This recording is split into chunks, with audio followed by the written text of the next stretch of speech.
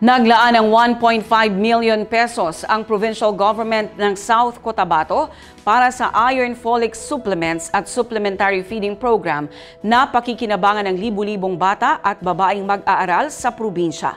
Ang kwentong suporta sa kalusugan mula kay Jen Garcia.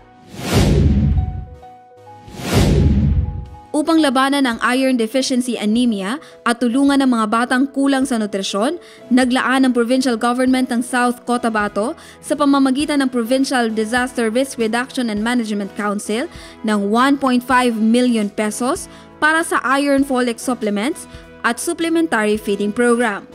Makakabenepisyo rito ang mahigit 4,400 secondary school girls kabilang sa weekly iron folic acid program. Ayon kay Community Affairs Officer Angela Frugalidad, mahalaga ito upang matulungan ang mga kabataang babae, lalo na sa edad ng pagdadalaga, na mapanatili ang tamang nutrisyon at kalusugan.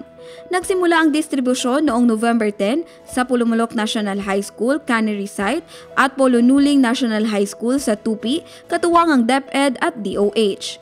Magpapatuloy ito sa iba pang paaralan sa probinsya mula November 11 hanggang 19.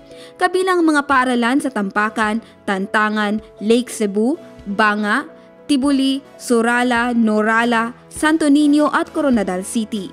Ayon sa provincial government, ang bawat benepisyaryo ay makatatanggap ng 24 tablets kada taon, isang tableta kada linggo upang maiwasan ang anemia at mapabuti ang blood health. Ipinapaalala rin ng health workers na mas mainam kapag may kasamang vitamin C para mas mabilis na maabsorb ng katawan. Bagamat nakatuon sa female adolescents ang programa, hinihikayat din ng mga buntis at binata na magkaroon ng sapat na iron intake upang mapanatili ang malusog na pangangatawan. Sa ilalim ng liderato ni Governor Reynaldo Tamayo Jr., isinusulong ang programang ito sa pamamagitan ng Provincial Social Welfare and Development Office, Nutrition Division, upang mapababa ang kaso ng anemia sa kabataan sa South Cotabato. Jen Garcia, iMinds, Philippines.